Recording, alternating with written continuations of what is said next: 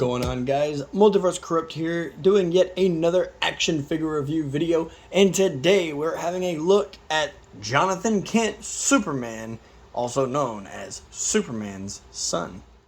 So as always, guys, let's go ahead and take a look at this beautiful Mcfarlane packaging. We do have the open face window with DC Multiverse down here at the bottom and Superman Jonathan Kent, or John Kent. Right here on the side, we have Superman John Kent, DC Future State. And on the back here, all we have is this gorgeous product shot of the figure soaring into the sky, looking stronger than ever. Of course, as always, nothing really much going on this side, nothing really going on at the top. And here is the barcode for you barcode guys. With all that said, guys, let's go ahead and rip Superman out of the packaging and see how he looks. After his father, the first Superman, is exiled from Earth, John takes on the symbol of hope to become the Man of Steel. As Superman, he stands ready to protect the world, using his incredible superpowers to prove to himself and the people of Metropolis that the S shield on his chest is well deserved. So right here, guys, we do have the Jonathan Kent Superman, Superman's son, and I think first impressions that this Superman is a well done action figure. I think he is perfectly sculpted, but I do have some gripes. We'll get into that in just a second. But I just wanted to take a few seconds to acknowledge how pretty this figure looks. I'm a sucker for that classic red and blue look. I will say the belt really does stand out to me. It is a bright yellow. With his boots cutting down to his ankles, I'm okay with that. I thought it would actually bother me a lot more than what it actually does. It kind of just looks like high tops formed into like these boots going on for him there.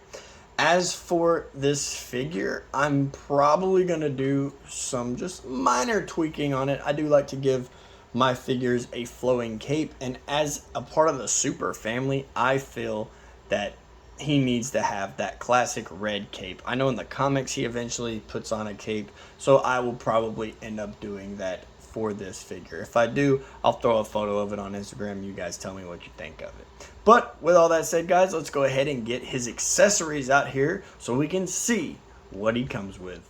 As for the accessories that he comes with, guys, he of course comes with the classic Mcfarlane flight stand that you can use as either just the base stand or peg this in here. Very easy to do, and it gives you that little grabber up here so it becomes the flight stand.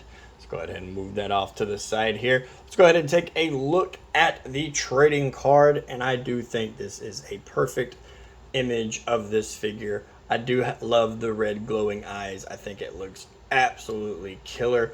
Let's go ahead and flip to the back. You guys can go ahead and pause that and read it right now.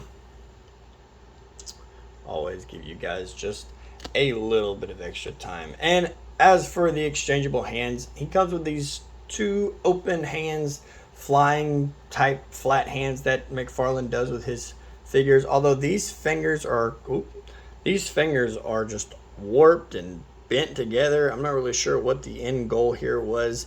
Probably have to dip them in hot water and straighten them out. But I liked them, I guess. I think this one more than the other one. I think maybe they were both supposed to look like this with his fingers outstretched like that, but this one got warped along the way. So I would have his fist hands out here, but I'm nervous. I am very, very nervous to take those off because they are, we'll just say they're fragile. We'll leave it at that. So let's go ahead and get the figure out here for his scale, size comparison, and articulation.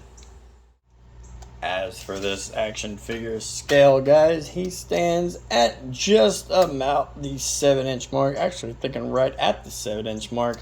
So he is that typical Mcfarlane scale that he likes to do. Gripe with this figure, before we kick off articulation, I am going to go ahead and say that his wrists, I am going to skip. They are supposed to articulate. They are supposed to hinge and peg, like I like to say.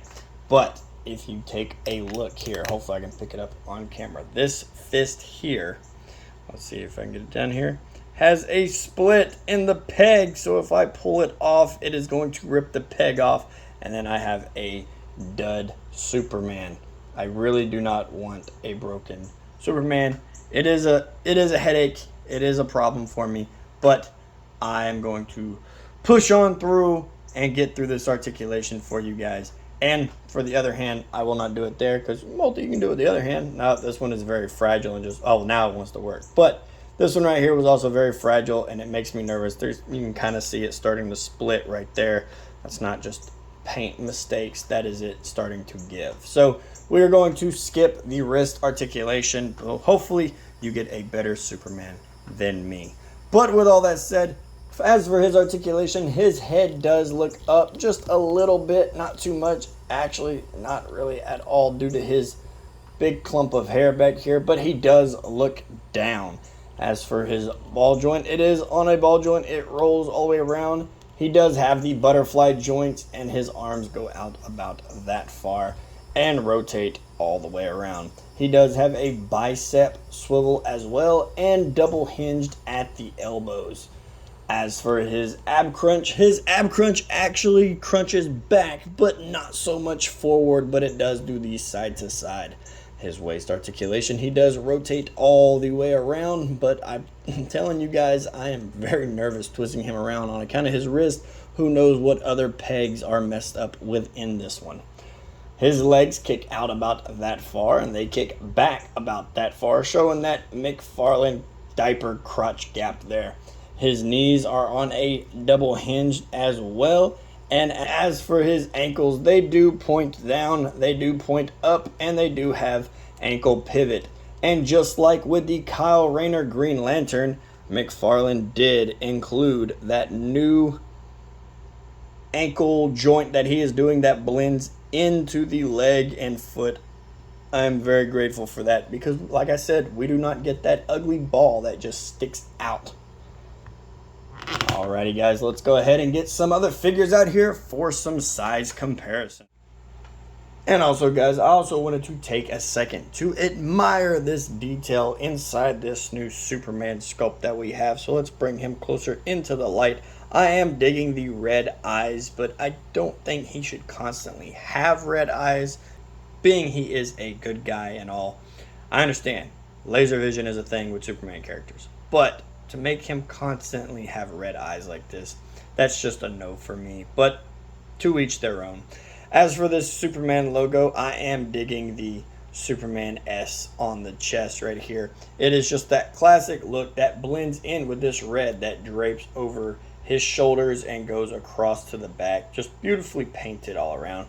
As for the sculpt as well, giving him all these abs and riblets on the side and pecs, I feel like they went overboard on it, but I understand it is like that within the comics. And just his belt is just beautifully sculpted and detailed, and they really knocked it out of the park with this figure. As for the size comparison, guys, I only thought it be fitting that we put him next to his one and only father, Superman, the Man of Steel himself, in the black suit when he returns. So that would be a very interesting concept there. But as you can see, they do scale together perfectly. For the next size comparison, we have him scaled next to General Zod, and I would really like to see these two go at it just to the death to see who is stronger, Zod or the successor. And of course, guys, we had to scale him next to the Batman that he comes with in the storyline of DC Future State. I think they scale together perfectly. Mcfarlane, chef's kiss. You hit the nail on the head with these two. And here, guys, is Mcfarlane Superman standing next to Marvel Legends Star-Lord. And as you can tell, that this Mcfarlane figure is not going to scale with your Marvel Legends. Alrighty guys, and there you have it, another action figure review in the books. Superman Jonathan Kent. I think he is an absolute must-have figure.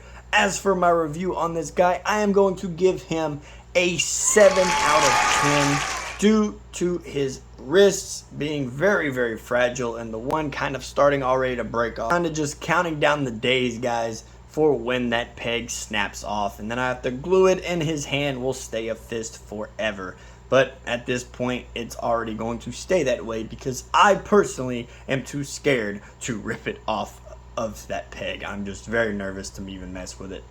So guys, as always, I really do hope you enjoyed this video. If you did, hit that like and the notification bell. Be sure to drop a comment down in the comment section. I'll read every single one of your guys' comments, and hit that subscribe button. I will see you in the next video. Later.